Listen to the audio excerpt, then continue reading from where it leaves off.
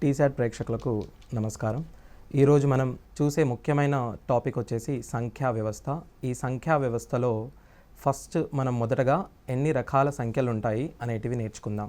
సంఖ్యా వ్యవస్థ ఫస్ట్ మనం సంఖ్యలను డివైడ్ చేసినట్టయితే సంఖ్యలు మొదటగా మనం వీటిని రెండు రకాలుగా విభజించవచ్చు.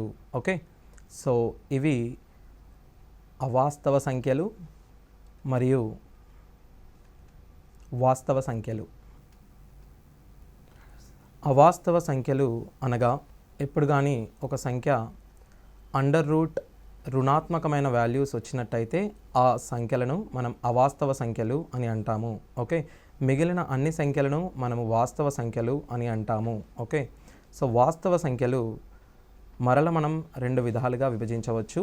అవి అకరణీయ సంఖ్యలు మరియు కరణీయ సంఖ్యలు. అకరణీయ సంఖ్యలు అనగా ఏ సంఖ్యలనైతే మనం p/q ఫామ్లో రిప్రజెంట్ చేయగలుగుతామో ఆ సంఖ్యలను మనం అకరణీయ సంఖ్యలు అని అంటాము. ఇక్కడ q అనేది 0 కాకుండా ఉండవలను. సో కరణీయ సంఖ్య ఏదైతే సంఖ్యలను మనం p/q ఫామ్లో రాయగలగలేమో సో ఆ సంఖ్యలను మనం కరణీయ సంఖ్యలు అని అంటాము. కరణీయ సంఖ్యలు సో మరి ఇప్పుడు మనం చూసేది ఏంటనంటే ఏ సంఖ్యలను మనం p/q ఫామ్లో రాయలేమో మొదటగా చూద్దాము. సో ఫర్ ఎగ్జాంపుల్ మనకు √2 అని తీసుకుంటే √2 వాల్యూ వచ్చేసి 1.414. ఈ 1.414 అనేది √2 వాల్యూగా చెప్పుకుంటాము.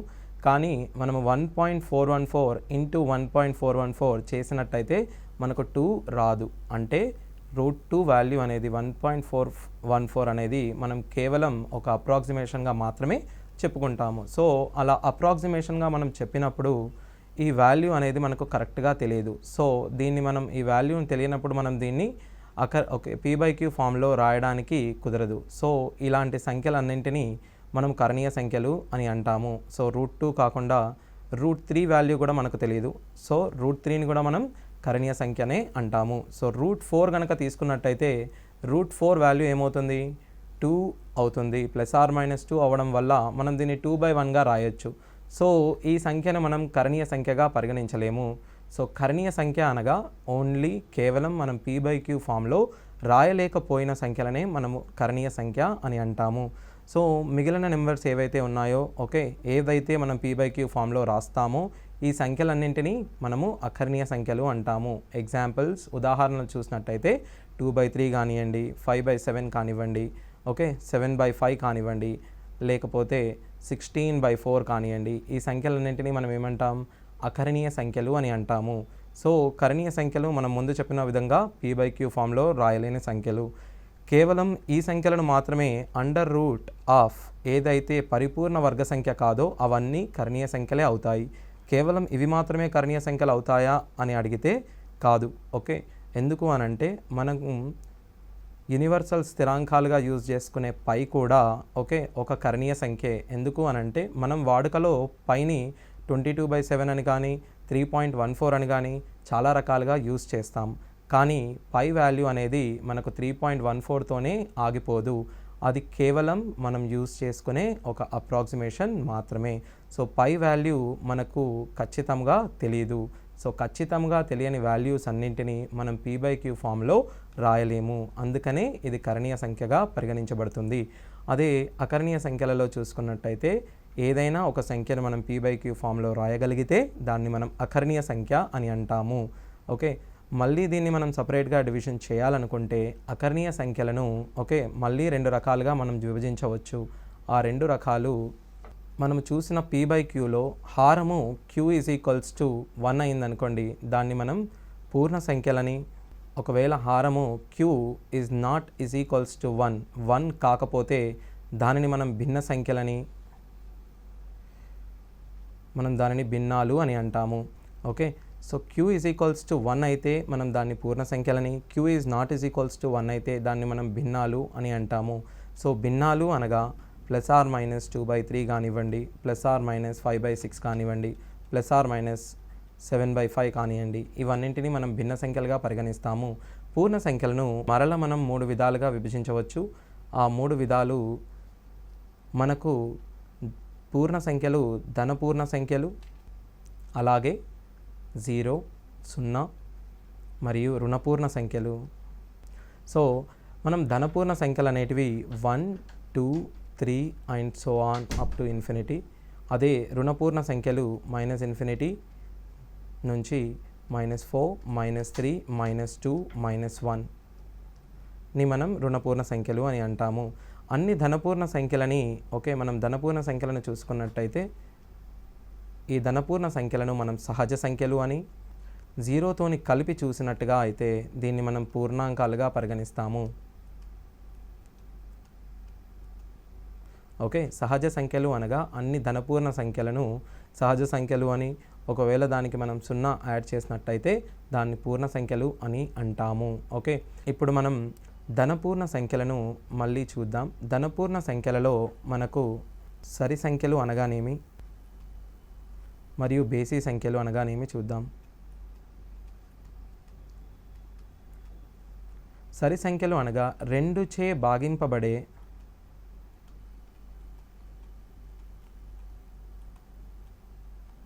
ధనపూర్ణ సంఖ్యలు కానివ్వండి, రుణపూర్ణ సంఖ్యలు కానివ్వండి, 2చే భాగింపబడే పూర్ణ సంఖ్యలను 2చే భాగించబడే పూర్ణ సంఖ్యలను మనము సరి సంఖ్యలు అని అంటాము. అదే 2చే భాగింపగా 1 శేషంగా వచ్చు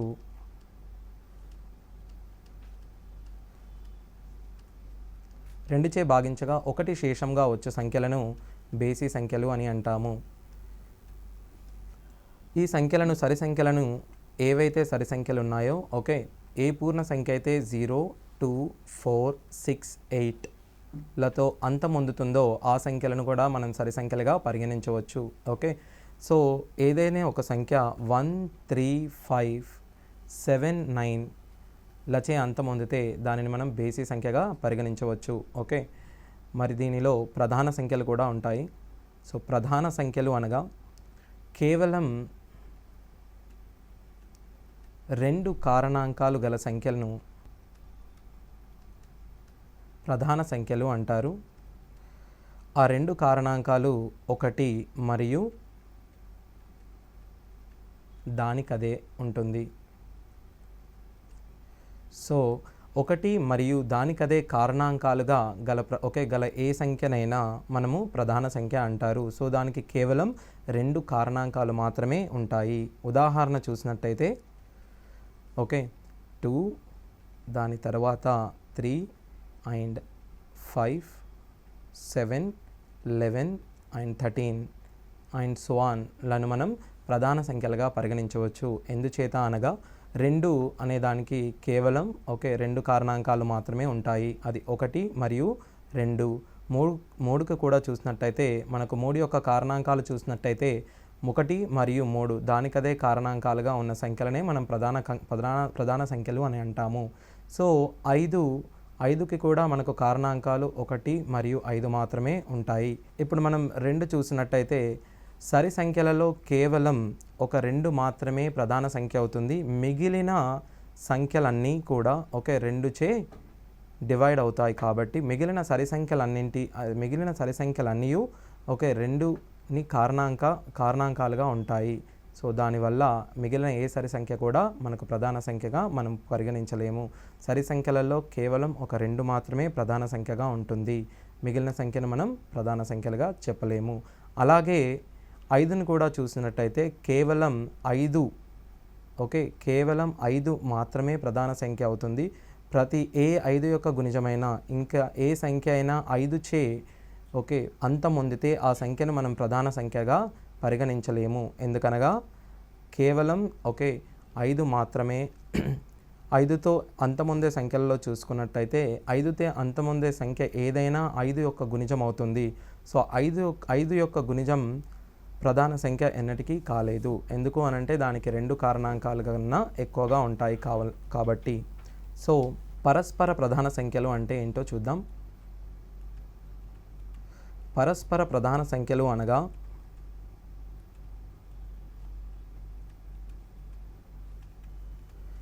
కేవలం ఒకటి మాత్రమే ఉమ్మడి కారణాంకంగా కలిగిన సంఖ్యలను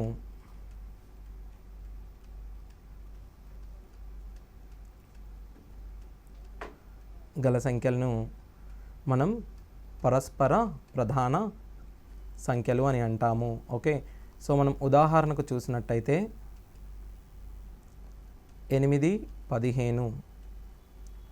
ఇక్కడ చూసినట్టయితే 8 మనకు ప్రధాన సంఖ్య కాదు మరియు 15 కూడా ప్రధాన సంఖ్య కాదు. బట్ 8 మరియు 15ల మధ్య మనకు ఉమ్మడి కారణాంకాలు ఒకటి తప్ప వేరేవి ఉండవు. సో 8 మరియు 15ని మనం పరస్పర ప్రధాన సంఖ్యలు అని అంటాము. అదే మనం 9 మరియు 16ని చూసినట్టయితే ఇక్కడ 9 మరియు 16 రెండూ కూడా ప్రధాన సంఖ్యలు కాకపోతే ఓకే 9, 16ని మనం పరస్పర ప్రధాన సంఖ్యలుగా పరిగణించవచ్చు. ఎందుకు అనంటే దీనికి ఉమ్మడి కారణాంకం కేవలం ఒకటి మాత్రమే ఉంటుంది. అదే మనం 9 అండ్ 15 చూసినట్టయితే వీటి మధ్యలో కారణాంకం వీటి ఉమ్మడి కారణాంకం 3గా ఉంది కాబట్టి వీటిని మనం పరస్పర ప్రధాన సంఖ్యలు అని అనలేము. ఓకే, సో అలాగే మనం 7, 11ని చూసినట్టయితే ఇక్కడ 7 కూడా ప్రధాన సంఖ్యనే అండ్ 11 కూడా ప్రధాన సంఖ్యనే. కానీ వాటి యొక్క ఉమ్మడి కారణాంకాలు ఏదైతే ఉందో వాటి రెండింటి మధ్యలో ఉమ్మడి కారణాంకం కేవలం ఒకటి కావున మనం వీటిని పరస్పర ప్రధాన సంఖ్యలుగా పరిగణించవచ్చు. ఓకే, చివరిగా మనం సాపేక్ష మరియు ప్రధాన చూసాము. ఇప్పుడు మనం కవల ప్రధాన సంఖ్యలను చూద్దాం. కవల ప్రధాన సంఖ్యలు అనగా కవల ప్రధానాలు అనగా మనం పేరులో చెప్పినట్టుగా ఇవి ప్రధాన సంఖ్యలు అయి ఉండాలి మరియు వాటి మధ్యలో భేదం ఓకే 2గా ఉండాలి. సో కేవలం 2 భేదంగా కలిగిన ప్రధాన సంఖ్యలను కవల ప్రధాన సంఖ్యలు అని అంటాము.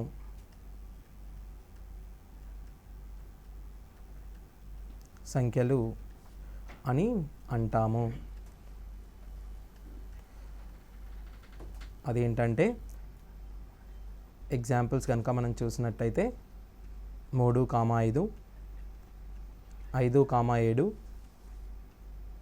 11, 13 వీటిని మనం కవల ప్రధాన సంఖ్యలు అని అంటాము. ఓకే, 3, 5, 5, 7, 11, 13 ఇవన్నీ ప్రధాన సంఖ్యలే. ఈ ప్రధాన సంఖ్యలో మధ్యలో భేదం 2గా ఉంటుంది. సో మనం దీన్ని బట్టి చూసినట్టయితే అన్ని కవల ప్రధాన సంఖ్యలు పరస్పర ప్రధాన సంఖ్యలు అవుతాయి. ఎందుకు అనగా వీటి మధ్య భేదం 2 ఉంటుంది మరియు వీటికి ఉమ్మడి కారణాంకం అనేది 1గా ఉంటుంది. కావున వీటిని మనం కవల ప్రధాన సంఖ్యలు అని అంటాము. అన్ని కవల ప్రధాన సంఖ్యలు కూడా పరస్పర ప్రధాన సంఖ్యలు, కానీ అన్ని పరస్పర ప్రధాన సంఖ్యలు కవల సంఖ్యలు కాలేవు. ఓకే, సో చెప్పిన దాన్ని మనం మరలా ఒకసారి చూద్దాం. సో ఒకసారి చూసినట్టయితే సంఖ్యలను మనం మొదటగా 2 రకాలుగా విభజిస్తున్నాము. అవి అవాస్తవ సంఖ్యలు మరియు వాస్తవ సంఖ్యలు. అవాస్తవ సంఖ్యలు అనగా మనము నెంబర్ లైన్పై రిప్రజెంట్ చేయలేని సంఖ్యలన్నింటినీ మనం అవాస్తవ సంఖ్యలు అని అంటాము. ఇవి కేవలం మన ఊహాత్మక సంఖ్యలు మాత్రమే. సో ఇవి అండర్ రూట్ నెగిటివ్గా ఉన్న సంఖ్యలన్నింటినీ మనం అవాస్తవ సంఖ్యలు అని. ఓకే, సో మిగిలిన మిగతా సంఖ్యలన్నింటినీ మనము వాస్తవ సంఖ్యలని అంటాము. సో వాస్తవ సంఖ్యలను మనం 2 రకాలుగా విభజించవచ్చు. అవి కరణీయ సంఖ్యలు మరియు అకరణీయ సంఖ్యలు. అకరణీయ సంఖ్యలు అనగా p/q ఫామ్లో రాసే సంఖ్యలన్నింటినీ మనం అకరణీయ సంఖ్యలు అని, p/q ఫామ్లో రాయలేని సంఖ్యలన్నింటినీ మనం అకరణీయ సంఖ్యలు అని అంటాము. మనం ఎగ్జాంపుల్స్ చూసాము. కరణీయ సంఖ్యలు ఏవైనా √2 అండ్ √3 అండ్ √7 ఇవి కేవలం మనకు అప్రాక్సిమేషన్ వాల్యూసే వస్తాయి. సో దీనిని మనం p/q ఫామ్లో రాయలేము కాబట్టి వీటిని మనం కరణీయ సంఖ్యలు అని అంటాము.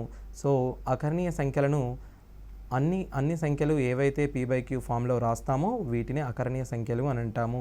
అకరణీయ సంఖ్యలను మళ్ళీ 2 రకాలుగా విభజించవచ్చు. అవి q = 1 అయితే వాటిని పూర్ణ సంఖ్యలని, q ≠ 1 అయితే దానిని భిన్న సంఖ్యలని అని అంటాము. సో మనకు పూర్ణ సంఖ్యలలో మరియు 3 పార్ట్స్గా ఉన్నాయి. అవి ధనపూర్ణ సంఖ్యలు, రుణపూర్ణ సంఖ్యలు మరియు 0.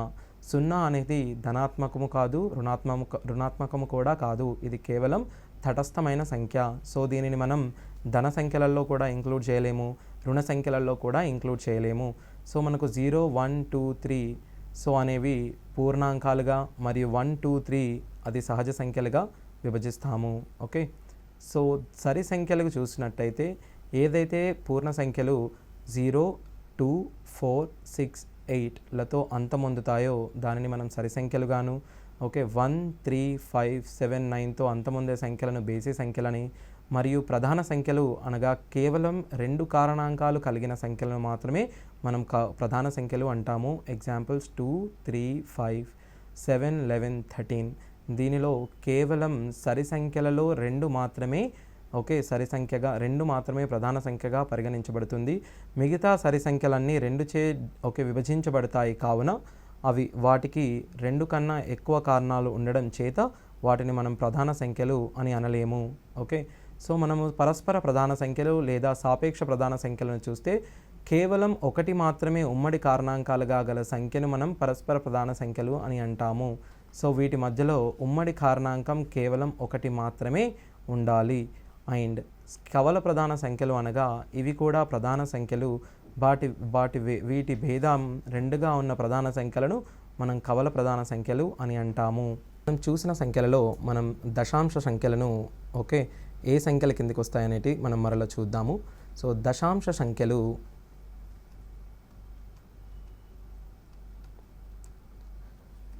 ఇప్పుడు చూడండి, దశాంశ సంఖ్యలను, ఓకే, మనం 2 రకాలుగా విభజించవచ్చు. దశాంశ సంఖ్యలలో అంతమొందే దశాంశ సంఖ్యలు,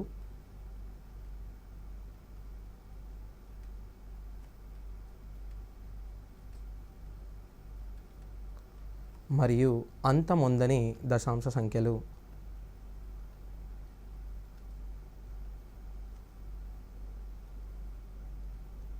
అంతమొందే దశాంశ సంఖ్యలు అనగా ఈ దశాంశ సంఖ్యలు ఏదో ఒక పాయింట్ దగ్గర మనకు అంతమొందినట్టు ఉంటాయి. అనగా 0.1, ఓకే, మరియు 0.12, 0.123. ఓకే, ఫస్ట్ నెంబర్ని మనం చూసినట్టయితే ఇది కేవలం ఒక అంకె తర్వాతనే అంతమొందుతుంది. ఓకే, సెకండ్ నెంబర్ని చూసినట్టయితే ఇది 2 నెంబర్ల తర్వాత అంతమొందుతుంది. థర్డ్ వన్ 3 నెంబర్ల తర్వాత అంతమొందుతుంది. సో ఈ అంతమొందే దశాంశ సంఖ్యలను మనము p/q ఫామ్లో రాయవచ్చు. ఎలా అనగా దీన్ని మనం 1/10 గాను, దీన్ని మనం 12/100, దీన్ని మనం 123/1000గా రాయవచ్చు. సో అంతమొందే దశాంశ సంఖ్యలు ఏవైతే ఉన్నాయో మనము వీటిని p/q ఫామ్లో ఖచ్చితంగా రాయవచ్చు. సో అంతమొందే దశాంశ సంఖ్యలన్నింటినీ మనము అకర్ణీయ సంఖ్యలని అంటాము. ఇప్పుడు మనం అంతమొందని దశాంశ సంఖ్యలలో రకాలు చూద్దాము. సో అంతమొందని దశాంశ సంఖ్యలలో మనకు 2 రకాలుగా విభజించవచ్చు. అంతమొందని దశాంశ సంఖ్యలలో పునరావృతం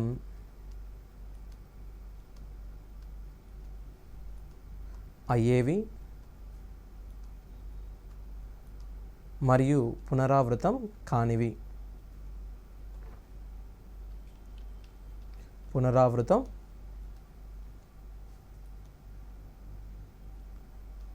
కానివి. సో పునరావృతం అయ్యే అంతమొందని దశాంశాలు ఏవైతే ఉన్నాయో అవి ఈ విధంగా ఉంటాయి.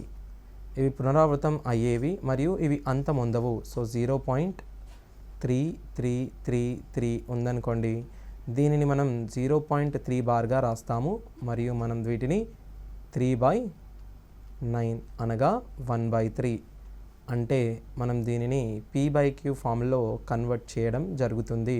సో ఈ అంతమొందని పునరావృతం అయ్యే దశాంశాలన్నింటినీ మనం p/q ఫామ్లో రాయవచ్చు.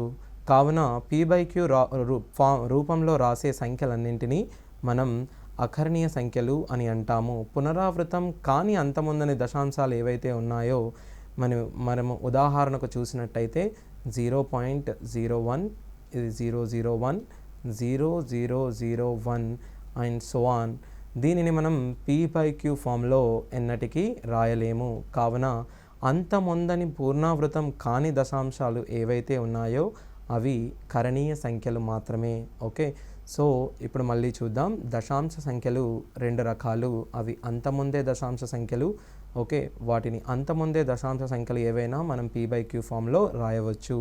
అదే అంతముందని దశాంశ సంఖ్యలు పునరావృతం అయ్యేవి అండ్ పునరావృతం కానివి. పునరావృతం అయ్యే అంతముందే దశాంశ సంఖ్యలను మనం p/q ఫామ్లో మరల రాయవచ్చు. ఎలాగనగా 0.333ని మనం 3/9 అని, 3/9ని మనం 1/3 అని రాయగలము. సో ఇది మనకు p/q రూపంలో ఉండడం వలన దీనిని మనం అకర్ణీయ సంఖ్య అని అంటాము. పునరావృతం కాని అంతముందని దశాంశాలు ఏవైతే ఉన్నాయో ఇవి మనం p/q ఫామ్లో రాయడానికి వీలుగా ఉండదు. సో దీనిని మనం అకర్ణీయ సంఖ్య అనలేము. ఇది కేవలం కర్ణీయ సంఖ్యగా మాత్రమే పరిగణించబడుతుంది. సో ఇప్పుడు మరికొన్ని ఉదాహరణలు మనం చూద్దాం. సో ఒక అంతమొందని పునరావృతం అయ్యే దశాంశ సంఖ్యలను మనం p/q ఫామ్లో రాస్తామని చెప్పుకున్నాము. సో అది ఏ విధంగా రాయడం జరుగుతుంది అనే దానికి మనం ఎగ్జాంపుల్స్ చూద్దాం. సో ఒక సంఖ్యను నేను ఉదాహరణలో ఇచ్చిన విధంగా 0.333 అని రాస్తే దీన్ని మనం 0.3 బార్ అని రాస్తాము. సో మనకు కేవలం బార్ అనేది ఒకే సంఖ్యపై ఉండడం చేత దీనిని ఎలా రాయగలుగుతామంటే దీనిని 3 అని రాయండి, బై లవంలో 3 అని, హారంలో ఒక 9ని ఉపయోగించండి. సో ఇది 1/3గా కన్వర్ట్ అవుతుంది. సో దీనిని మనం p/q ఫామ్లో రాసాము. అదే ఒకవేళ మనకు రెండు సంఖ్యలు మరల పునరావృతం అవుతుంటే దీనిని మనం 0.12 బార్ అని రాయగలం. సో లవంలో 12 మరియు హారంలో రెండు సంఖ్యలు పునరావృతం అవ్వడం చేత మనం 2 9లను ఉపయోగించవలను. ఓకే, సో మనం ఇది 3 ఎక్కంలో మనం క్యాన్సిల్ చేసినట్టయితే 3 4ల 33ల. సో మనం ఏమని చెప్పొచ్చు, దీన్ని 4/33 అని చెప్పొచ్చు. అదే మనకు 3 అంకెలు మరల పునరావృతం అయినచో సో దీన్ని మనం 0.123గా రాస్తాము. 0.123 అనగా 123/999. సో మనము దీనిని ఈ విధంగా రాస్తాము. సో దీనిని మనం 41/333గా కూడా రాయవచ్చు. సో ఈ విధంగా అడిగినచో ఒక సంఖ్య మనకు పునరావృతమైతే, ఒక అంకె మాత్రమే పునరావృతమైతే ఓకే, మీరు లవంలో ఆ పునరావృతమయ్యే అంకె మరియు హారంలో ఒక 9ని ఉపయోగించండి. అదే 2 అంకెలు పునరావృతం అయినచో ఓకే, ఆ 2 సంఖ్యలను మనం లవంలో తీసుకొని కింద 99 అని రాయండి. 3 సంఖ్యలు పునరావృతమైన ఆ 3 సంఖ్యలను లవంలో తీసుకొని కింద 3 9లను ఉపయోగించండి. ఆ విధంగా మనం p/q ఫార్మాట్లోకి చేంజ్ చేసుకోవచ్చు. అదే ఒకవేళ 0.123 ఇచ్చినట్టయితే ఓన్లీ కేవలం 2 3 మాత్రమే పునరావృతం అయ్యేటట్టుగా ఉంటే ఈ సంఖ్యను మొదటగా మనం x అని అనుకుందాం. సో దీనిని మనం 10 చే ఇరువైపులా గుణించగా మనకు 10x = 1.23 బార్గా మనం దీన్ని రాసుకోవచ్చు. సో ఇప్పుడు ఈ 1.23 బార్ని మనం 1 + 0.23 బార్గా రాసుకుందాం. ఈ 1 + 0.23 బార్ అనగా 23/99గా రాసుకోవచ్చు. = 122/99గా మనం రాసుకుందాం. సో మరియు ఇది మనకు ఏదైనా టేబుల్లో ఇక్కడ మనకు అది క్యాన్సిల్ కాదు. సో మనం x = 122/990గా రాసుకోవచ్చు. సో ఈ విధంగా మనము దీన్ని p/q ఫార్మాట్లోకి మలుచుకోవచ్చు. అదేవిధంగా మీరు ఇక్కడ గమనించినట్టయితే నేను ఇప్పుడు 5.111 అని రాసినట్టయితే దీనిని మనం 5.1 బార్ అని రాస్తాము. సో 5.1 బార్ని 5 + 0.1గా రాసి 0.1 అనగా 5 ప్లస్ 0.1 అనగా లవంలో 1ని మరియు హారంలో 9ని రాయండి. సో ఇప్పుడు ఇది మనకు 46/9 అవుతుంది. సో ఒకటి మీరు గమనించినట్టయితే మనము a + b/cని మనము ఎల్లప్పుడూ a/b/cగా మనము రాయవచ్చు. ఓకే, సో మరలా కొన్ని ఉదాహరణలు చూద్దాము. సో ఇప్పుడు నాకు 0.333 కానీ బార్ మాత్రము కేవలము 2 3ల పైన ఉన్నచో దీనిని మనం ఎక్స్పాండ్ చేద్దాం. ఫస్ట్ 3 3 3 3 మనం గమనించినట్టయితే ఇది కూడా మనం 0.3గా రాయవచ్చు. సో దీనిని 1/3గానే మనం రాయవచ్చు. సో 0.121 మనకు 21 పైన బార్ ఉంచినట్లయితే ఫస్ట్ మీరు దీన్ని ఎక్స్పాండ్ చేసి రాయండి. సో 0.121212 ఈ ఎక్స్పాన్షన్ని కనుక మనం గమనించినట్టయితే ఇది మనకు ఏ రూపంలో ఉంది, 0.12 బార్ ఏ విధంగా అయితే ఉందో ఈ నెంబర్ కూడా అదే విధంగా ఓకే మనకు కనిపిస్తుంది. సో దీన్ని మనం ఏ విధంగా రాయవచ్చు, 0.12 బార్గా రాయవచ్చు. సో దీనిని మరలా మనం p/q ఫామ్లోకి కన్వర్ట్ చేసినట్టయితే 12/99 అనిగా రాసుకోవచ్చు. సో ఎప్పుడు కానీ మీకు మొదటగా ఒకటిచే ఓకే స్టార్ట్ అయ్యి మరియు ఒకటిచే అంతం పొందితే ఈ బార్ అనేది మనకు ఎడమ వైపుకు జరుపుకోవడానికి అవకాశం ఉంటుంది. 0.121 బార్ని మనం ఏమని రాసుకుంటాం, 0.12 అని మనం రాయవచ్చు. ఓకే అదేవిధంగా 3 అంకెలను నేను ఇచ్చినట్టయితే 0.1231 బార్ దీనిని మనం 0.123 అని కూడా రాసుకోవచ్చు. సో దీని తర్వాత మనకు తెలిసిన విధంగా మనము p/q ఫామ్లోకి కన్వర్ట్ చేసుకోవచ్చు. కొన్నిసార్లు 0.1 యొక్క వర్గమూలము కూడా అడగవచ్చు. 0.1 బార్ వర్గమూలము అనగా ఫస్ట్ మనం 0.1ని భిన్న రూపంలోకి మార్చుకోవాలి. భిన్న రూపంలో మార్చుకోవడానికి లవంను 1గాను మరియు హారంలో 9గాను తీసుకోండి. సో √1/9 అనేది మనము 1/3గా రాస్తున్నాము. 0.1 బార్ అండర్ రూట్ అనగా √1/9 ఓకే ఈజ్ ఈక్వల్స్ టు మనకు 1/3 వచ్చింది. సో 1/3గా అనగా 0.3 బార్. అదే మనము 0.6 బార్ యొక్క వర్గము కనుక్కోవాలనుకోండి. సో 0.6 వర్గము మనకు తెలుసు. 0.6 వర్గము అనగా దీన్ని మనం 0.36గా రాస్తాము. కానీ 0.6 బార్ వర్గము కనుక్కోమన్నచో మనము దీనిని 0.36 బార్ అని రాయలేము. ఎందుచేత అనగా ఇక్కడ చూడండి, మనం ఫస్ట్ 0.6 బార్ని ఒక భిన్న రూపంలో మార్చుకున్నట్టయితే లవముని 6గాను ఓకే హారముని 9గాను చేసుకోండి. దీనిని స్క్వేర్ చేయండి. సో 6/9 అనగా 2/3. 2/3ని మనం వర్గము చేయగా మనకు వచ్చిన సంఖ్య 4/9. సో దీనిని మనము 0.4 బార్గా పరిగణలోకి తీసుకోవచ్చు. సో 0.6 బార్ అనున్నది 0.4గా వస్తుంది. సో ఇప్పుడు 0.1 ఇంటూ √0.4ని చూద్దాం. సో 0.1 బార్ అన్నది మనం ఇంతకు ముందుగా చూసినట్టయితే √1/9 ఇంటూ √1/4/9గా తీసుకోవచ్చు. √1/9ని మనము 1/3గాను √4/9ని మనము 2/3గాను తీసుకుందాము. సో అలా తీసుకున్న తర్వాత లవాలను మీరు లబ్ధము చేయండి.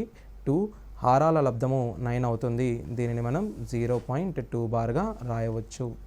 సో ఇవి వివిధ రకాలుగా అడిగే ప్రశ్నలను మనము ఈ విధంగా సాల్వ్ చేసుకోవచ్చు. సో ఇప్పుడు మనము ఒక సంఖ్య యొక్క కారణాంకము మరియు వాటి యొక్క గుణిజాలను కనుగొనే ప్రయత్నం చేద్దాము. సో కారణాంకాలు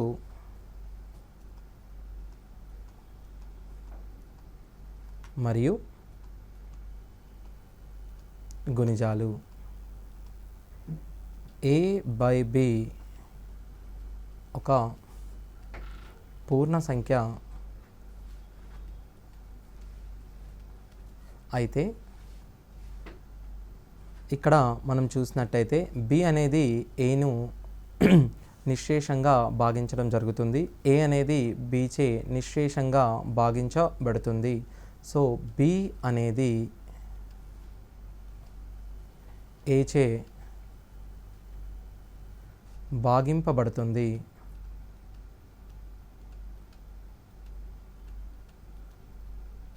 కావున బి అనేది ఏచే భాగింపబడుతుంది. సో మనము ఏ అనే దానిని బి యొక్క గుణిజము అని అంటాము. సో ఏ అనేది బి యొక్క గుణిజము. మరియు ఇక్కడ చూసినట్టయితే బి అనే సంఖ్య ఏని డివైడ్ చేస్తుంది. సో బి ఏను భాగిస్తుంది. సో బి ఏ యొక్క కారణాంకము.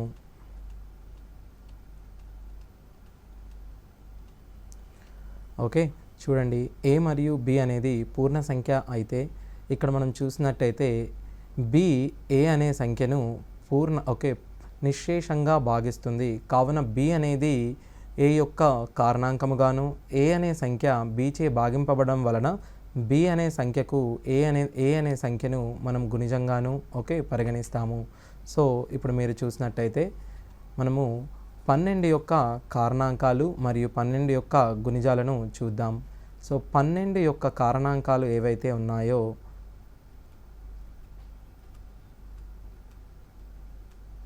12 కారణాంకాలు, కారణాంకము అనగా ఇచ్చిన సంఖ్యలు 12ను నిశ్శేషంగా భాగించాలి.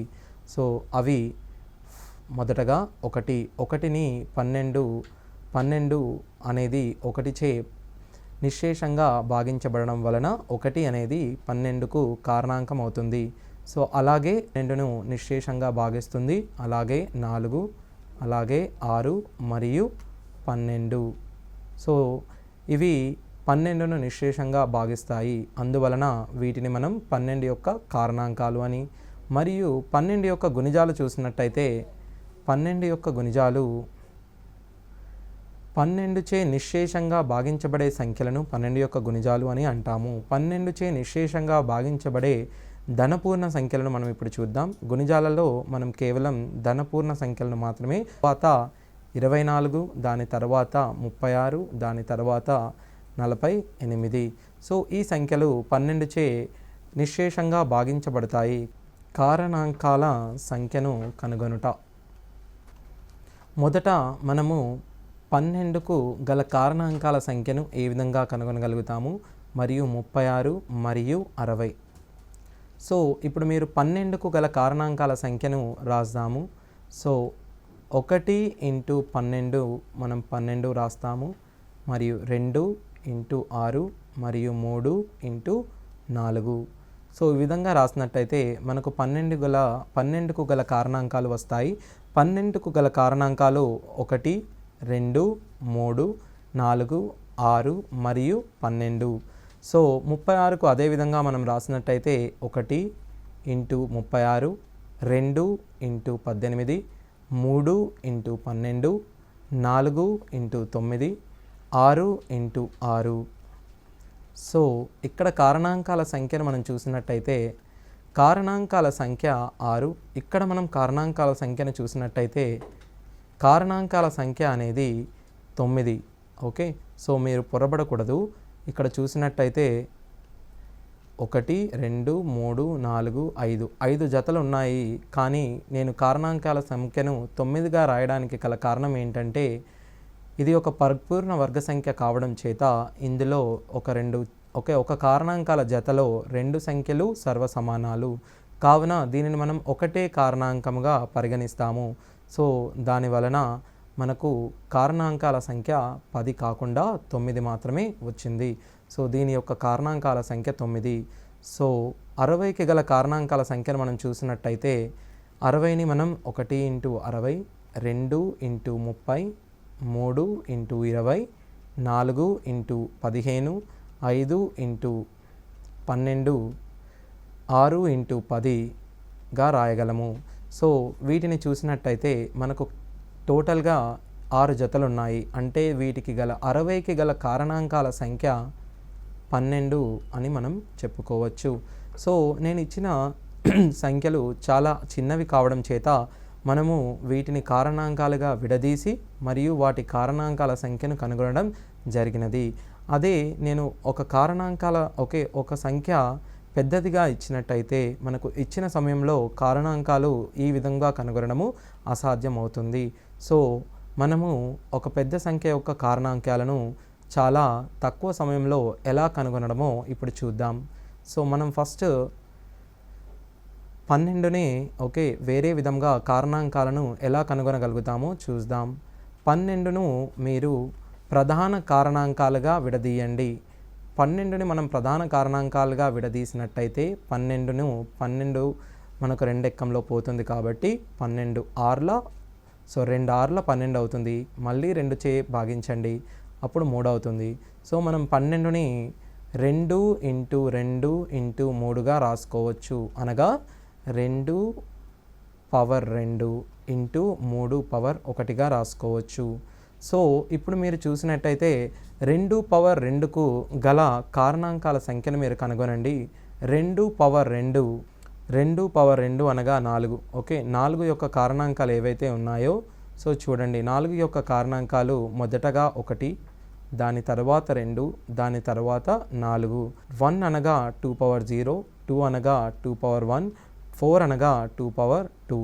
సో ఇక్కడ మీరు చూసినట్టయితే 2 పవర్ 2కి గల కారణాంకాల సంఖ్య 3. అవి ఏవి అనగా 2 పవర్ 0, 2 పవర్ 1, 2 పవర్ 2. అదే నేను 2 పవర్ 5గా ఇచ్చినట్టయితే దీనికి గల కారణాంకాల సంఖ్య 2 power 0, 2 power 1, 2 power 2, 2 power 3, 2 power 4, 2 పవర్ 5గా చెప్పవచ్చు. సో ఇప్పుడు దీనికి గల కారణాంకాలు చూద్దాం. 2 పవర్ 2కి గల కారణాంకాలు 1, 2, 4. అదేవిధంగా 3 పవర్ 1కి గల కారణాంకాలు 1 మరియు 3. సో ఇప్పుడు వీటి మధ్య కాంబినేషన్స్ మనం తీసుకున్నట్టయితే 1 ఇంటూ 1 అనేది 1, 1 ఇంటూ 3 అనేది 3, 2 ఇంటూ 1 అనేది 2, 2 ఇంటూ 3 అనేది 6, 4 ఇంటూ 1 అనేది 4, 4 ఇంటూ 3 అనేది 12.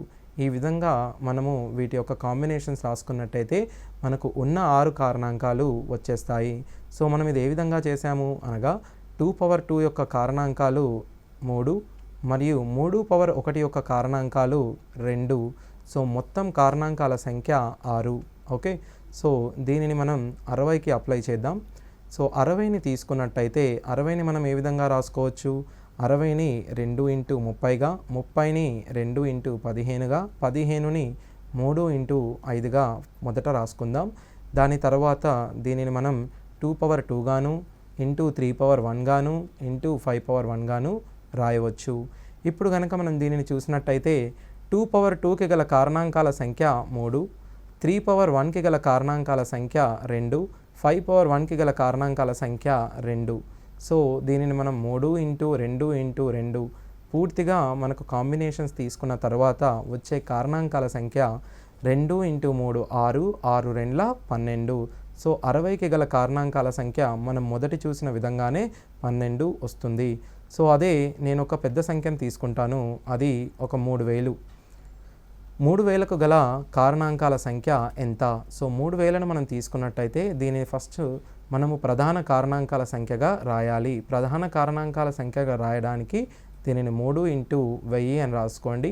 1000 అనగా 10 పవర్ 3. సో 10 పవర్ 3ని మీరు మరలా ప్రధాన సంఖ్యలుగా విడదీయండి. సో 10 పవర్ 3 అనగా 2 power 3 into 5 power 3 into 3 power 1. So మనం ఎల్లవేళలా మనము తీసుకున్న భూములన్నీ ప్రధాన సంఖ్యలుగా ఉండేటట్టు చూసుకోవాలి. సో ఇప్పుడు మీరు ఈ 2 పవర్కి 3 గల కారణాంకాల సంఖ్యను కనుక్కొనండి. ఇది 2 పవర్ 3 కావున దీనికి గల కారణాంకాల సంఖ్యలు 4, దీనికి కూడా 4, దీనికి 2. సో మనకు 3000కు గల మొత్తం కారణాంకాల సంఖ్య వచ్చేసి 4 ఇంటూ 4 16, 16 రెండ్ల 32. సో 3000 యొక్క కారణాంకాల సంఖ్య 32గా మనం పరిగణించవచ్చు. మరియు ఏదైనా ఒక నెంబర్ n ఇచ్చినప్పుడు కారణాంకాల సంఖ్యను మనం కనుగొనదలిచిన ఆ నెంబర్ను మనం a power p into b power q into c power r and so on. ఇక్కడ a b cలు ప్రధాన సంఖ్యలుగా మనం తీసుకోవాలి. సో దీనిని మనం కారణాంకాల సంఖ్య కారణాంకాల సంఖ్యను మనం చూసినట్టయితే మొదటగా ఏ పవర్ p అనేది ఒక ప్రధాన సంఖ్య యొక్క పవర్ p ఉంది. సో ఏ పవర్ p అనే దానికి కారణాంకాల సంఖ్యను కనుగొంటే ఏ పవర్కు p గల కారణాంకాల సంఖ్య p+1 మరియు b పవర్ qకి గల కారణాంకాల సంఖ్య q+1 మరియు c పవర్ rకు గల కారణాంకాల సంఖ్య r+1గా మనం గమనించవచ్చు. సో ఇలా మనకి ఇంకెక్కువ నెంబర్స్ ఉన్నాయనుకోండి, ఆ విధంగా మీరు తీసుకోవాలి. మరియు దీనికి గల ప్రధాన కారణాంకాల సంఖ్య మనం చూసినట్టయితే ప్రధాన కారణాంకాల సంఖ్య వచ్చేసి జస్ట్ మీరేం చేయాలంటే p+q+rని మనం కలుపుకోవాలి. సో p+q+r ఏ విధంగా అనగా ఇప్పుడు మనం ఉదాహరణకు 12ను తీసుకున్నట్టయితే 12ని మనం 2×2×3గా రాయవచ్చు. దీనిలోని ప్రధాన కారణాంకాలు మనం అడుగుతున్నాడు కాబట్టి ప్రధాన సంఖ్యలు ఎన్ని ఉన్నాయో మీరు గమనించండి. ఇక్కడ మనకు 2 2లు మరియు ఒక 3 ఉండడం చేత మొత్తానికి 3 ప్రధాన సంఖ్యలుగా మనం గమనించవచ్చు. ఇదే మనము ఫార్ములాగా చూసినట్టయితే 2^2 మరియు 3^1 అని రాస్తాం కాబట్టి సో 1+2 అనేది మనం జత చేసిన 3గా వచ్చును. సో ప్రధాన కారణాంకాల సంఖ్య అనేది p+q+r. సో మరల మనం కారణాంకాల సంఖ్యను ఎలా కనుగొనదమో చూసేదము. సో దీనికి ఏం చేయాలంటే మీరు ఇచ్చిన సంఖ్యను మొదట ప్రధాన కారణాంకాలుగా రాసుకోండి. మరియు ప్రధాన సంఖ్యల ఇప్పుడు మనకు కారణాంకాల సంఖ్య కావాల్సిన సో p+1 q+1 r+1 చేసి ఈ మూడిటి యొక్క లబ్ధమే మనకు కారణాంకాల సంఖ్యగా వచ్చును. అదే మనకు ప్రధాన కారణాంకాల సంఖ్య అడిగినా మీరు దాని యొక్క వర్గాలైన p, q, rలను జత చేయండి. సో దీనికి మనకు ప్రధాన కారణాంకాల సంఖ్య వచ్చును. మనము ఉదాహరణ చూసినట్టయితే 1 కోటి యొక్క కారణాంకాల సంఖ్యను మనం కనుగొందాం. 1 కోటిలో మనకు 7 సున్నాలు ఉంటాయి. సో దీనిని మనం 10^7గా రాయవచ్చు. 10^7 అనగా మనము ఈ భూమి 10ని మరియు మరల 2^7 మరియు 5^7గా రాసుకోవచ్చు. ఇక్కడ మీరు గమనించాల్సిన విషయం 2 and 5 అనేవి 2 ప్రధాన సంఖ్యలు. సో దీనికి గల కారణాంకాల సంఖ్య ఫస్ట్ మనం మొదట 7కి 1 మరియు ఇక్కడున్న 7కి కూడా 1 జత చేసి వీటి లబ్ధమును ప్రధాన కారణాంకాల సంఖ్యగా మనం రాయవచ్చు. 8 × 8 సో 64. సో 1 కోటికి గల కారణాంకాల సంఖ్య 64.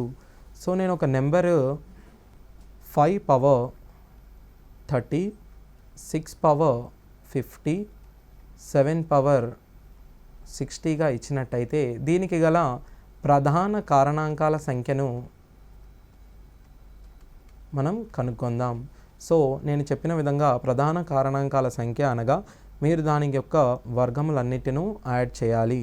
సో దాని వర్గములు ఏవైతే ఉన్నాయో మనము దానిని జత చేసిన మనకు వచ్చే సంఖ్యను ప్రధాన కారణాంకాల సంఖ్యగా అని అంటాము. సో మీరు తొందరలో 30 మరియు 50 మరియు 60 30, 50, 60, 80 + 60 140గా రాసినట్టయితే మీ యొక్క జవాబు తప్పవుతుంది. ఎందుకు అనంటే నేను మొదటగా సూచించిన విధంగా మన యొక్క సంఖ్యలోని భూములన్నీ ప్రధాన సంఖ్యలు అయి ఉండాలి. ప్రధాన సంఖ్యలు కానీ ఇక్కడ 6 అనేది ప్రధాన సంఖ్య కాదు. సో దానిని మనం మొదటగా 5^6ని మనం ఏ విధంగా రాసుకోవచ్చు? 2 × 3 అని రాసుకోవచ్చు. సో 2^50 మరియు 3^50గా రాసి 7^60.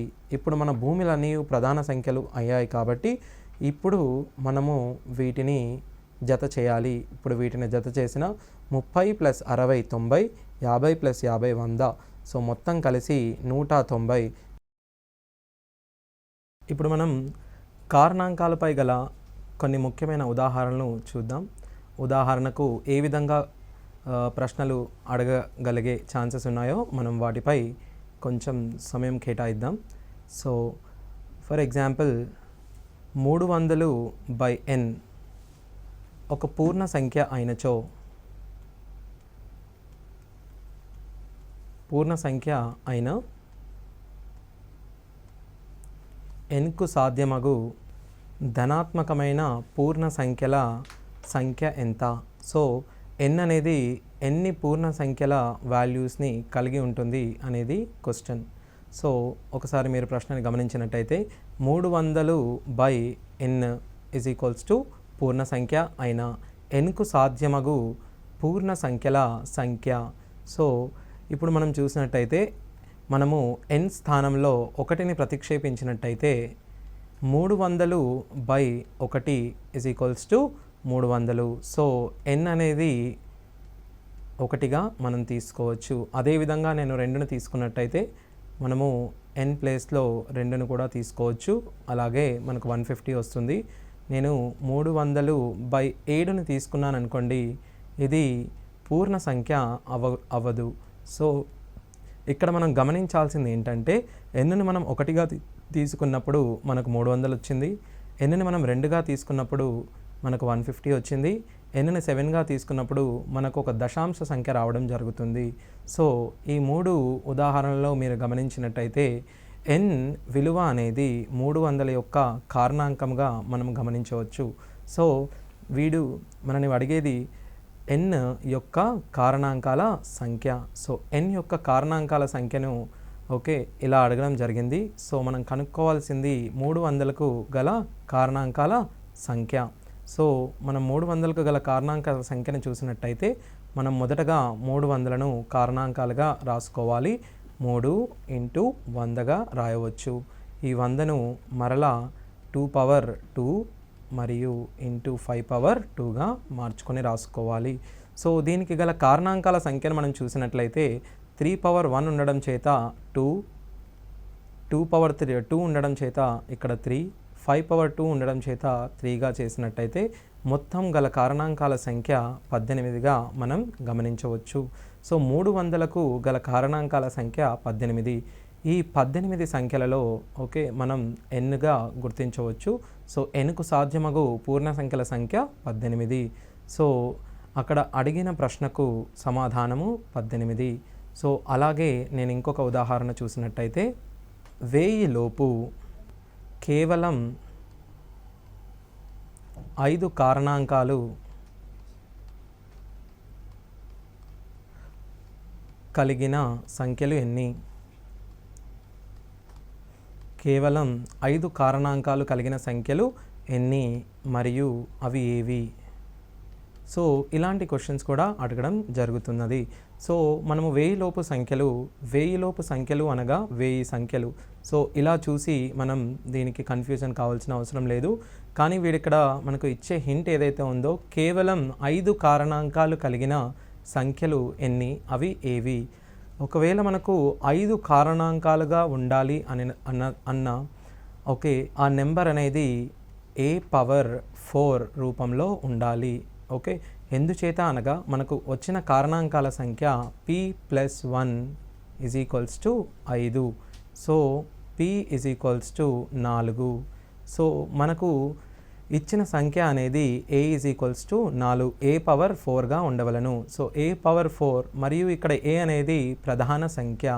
సో a అనేది ప్రధాన సంఖ్య మరియు a⁴ అనేది మనకు 1000 లోపు ఉండాలి. సో ఇక్కడ చూసినట్టుగా 2⁴ మరియు 3⁴, 5⁴లు 1000 లోపు ఉంటాయి. ఇదే మనకు 7⁴ తీసుకున్నట్టయితే ఇది 1000కి ఎక్కువగా ఉండును. సో మనం ఇక్కడ 7⁴ తీసుకోము. సో మనకు కావలసిన సంఖ్యలు కేవలం ఈ 3 సంఖ్యలు మాత్రమే. అవి 16, 3⁴ 81, 5⁴ 625. సో ఈ 3 సంఖ్యలు మాత్రమే 1000 లోపు కేవలం 5 కారణాంకాలు కలిగిన సంఖ్యలు. సో ఈ విధంగా కూడా మనకు ప్రశ్నలు అడిగే అవకాశం ఉంటుంది. ఇది మనం ఎప్పుడు కానీ కాన్సెప్ట్ పూర్తిగా అర్థమైనప్పుడు మాత్రమే ఇలాంటి సంఖ్యలను మనము చేయగలుగుతాము. సో ఈరోజు చూసిన అంశాలలో మనం చూసుకున్నట్టయితే మనము సంఖ్యలలోని వివిధ రకాలైన సంఖ్యలను గమనించడం జరిగింది. ఈ కాన్సెప్చువల్ నాలెడ్జ్ అనేది మీకు వివిధ ప్రశ్నలను సాల్వ్ చేయడానికి చాలా ఉపయోగపడుతుంది. అలాగే మనము కారణాంకాలు మరియు గుణిజాలను కూడా చూసాము. ఇచ్చిన దశాంశాలను ఏ విధంగా మనము p/q ఫామ్లో కన్వర్ట్ చేస్తామో, పునరావృతం అయ్యేటువంటి ఓకే దశాంశాలను p/q ఫామ్లో కన్వర్ట్ చేసింది చూసాము. సో ఇవన్నింటినీ మీరు ఓకే సరిగా గమనించి ఓకే మార్కులు స్కోర్ చేయగలరని నేను భావిస్తున్నాను. Thank you.